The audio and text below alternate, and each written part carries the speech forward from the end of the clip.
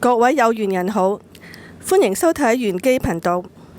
我哋每次都會由幾位嚟自玄機團隊嘅24節氣同埋9天星嘅老師，為有緣人用奇門遁甲問事嚟解答問題嘅。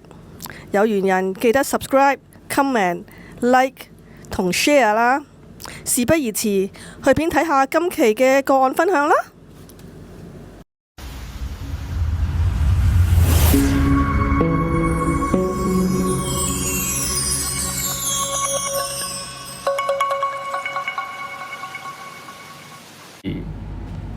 Hello， 大家好，今集係我冬至老師啊。今次呢，就有個緣友就問，小兒呢個肚痛呢，就接近4個月喎，咁啊多次就診啦，醫生都話揾唔到原因，咁啊想問下係咩情況，咁應該點樣應付好呢？好啦，即刻開個盤睇下乜嘢事先。咁緣友呢，今次就冇俾到仔仔嘅年命干我哋嘅，咁我哋就用翻時干丁係代表仔仔嘅。咁因為睇病呢，用翻年命干呢就比較好嘅，呢個係我個人認為啦嚇。咁冇都係可以嘅。咁丁喺個盤嘅中間左邊震宮係屬金嘅喎。丁嘅12長生我哋睇下係病，即係有啲問題出現咗咯喎。咁格局裏邊嘅震宮呢，就有天心啦，再加六合，大家都同埋喺一個宮位度，咁啊即係仍然係睇緊唔同類型嘅醫生咁樣啦。咁格局裏邊呢，就仲有丁加身、朱雀入獄，即係原本有希望就變成失望。咁意思而家呢個西醫就幫唔到手啦，仔仔都未見起色咁樣喎。好啦，咁我哋又跳去睇下仔仔到底個病嘅情況點樣先啦。天瑞星係代表呢個病喺最底嘅中間坎宮嘅位置係屬水嘅喎，係白色嘅，係代表即係內臟啦。有冇睇到啊？全部都係黑色嘅，即係都係有啲麻煩咁樣啦。咁格局裏邊呢，就有庚加己刑甲，即係身體啊代表係好難受啦，又會有啲嘔吐啊。己又代表指向腹部喎。咁癸水同埋呢個蛇呢，亦都係代表尿道感染，就時好時壞咁樣樣啦。雙門仔仔真係好辛苦咯。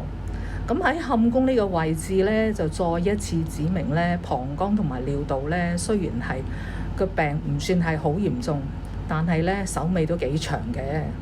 咁病喺坎宮就生住仔仔震宮水生木，個病啊跟到實一實。要好返，真係要花啲時間先至得啦。咁點樣應付好呢？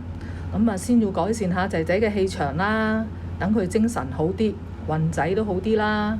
咁我呢，就建議，或者你喺屋企嘅東北同埋西南方嘅位置呢，將啲塞住晒嘅嘢啊，又同埋有關金屬嘅嘢呢，重新整理一下。咁當然裏邊有壞啊，同埋啲爛嘅嘢，通通都要掉咗去。咁仲有一樣好緊要嘅呢，就係要重新揾一個專科老牌嘅西醫俾仔仔睇，應該今次可以幫到手㗎啦。咁由於篇幅太長，緣友可以留言俾我哋玄機嘅同事，會跟進，盡快答覆你㗎啦。記得訂閱、讚好同分享，多謝你哋嘅支持，下次再見。大家好，我係小雪老師。其實係親戚親自問幾時賣得出英國間屋。我哋先嚟睇下親戚嘅宮位喺邊度。咁我哋就係睇日干嘅癸，咁就喺離宮最上面中間嘅宮位。宮入邊呢，有庚、天瑞、死門，而死門係門空嘅。入邊亦都有黑麻麻一片，就有伏宮、時格，代表親戚而家自己嘅問題咧都幾嚴重，心態咧就死氣沉沉啦，又唔開心啦。咁地盤干木咧，亦都代表佢心中所想嘅嘢，其實就係錢銀嘅問題。再睇翻代表英國樓嘅生門，就落喺坎宮，即係最下邊中間嘅宮位入邊。入邊有生門，但係有門壁宮喎。咁勾陳咧，亦都代表咧間屋咧係比較陳舊嘅。同埋啲嘢咧，亦都有啲損壞嘅狀態，而且有空亡。奇門4害入邊有2害喺宮位入邊，就係門逼宮同空亡，要解決咗先至容易賣得出喎。再睇翻結果嘅時干，戊土喺巽宮入邊有地任刑，同埋有青龍入爐，而任亦都係入咗戊嘅喎，咁真係唔係太理想啦。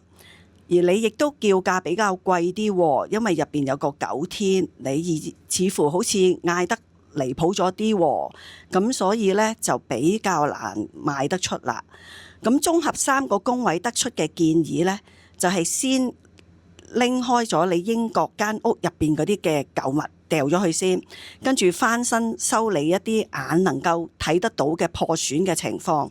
另外呢，就將物業嘅叫價嘅價錢呢，就降低到一個市場價或者係以下，咁就可能有機會呢，最快可以喺今年6月7號至到7月初嘅時候揾到買家。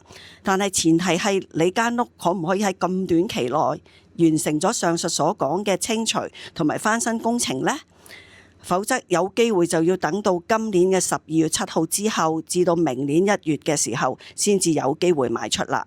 主要係時干嘅結果生問測者嘅親戚，同埋呢間屋呢，亦都係克問測者嘅，亦都係比較容易賣得出嘅信號，但亦都係呢，有好多阻礙，如之前所講嘅奇門4害嘅生門門逼宮、空亡、地任刑、任干入戊都係阻礙賣出嘅問題。如果有需要嘅，可以揾我哋玄機解決師幫你解決呢啲嘅問題。咁就希望你英國間屋就可以更加容易賣得出啦。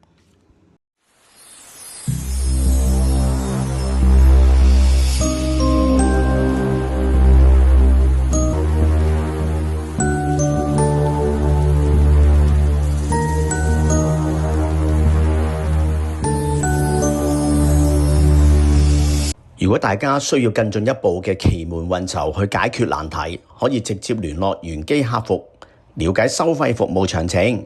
各位有緣人記得留言、讚好、分享同訂閱啦，仲要撳埋個鐘仔喎。我哋下條片見。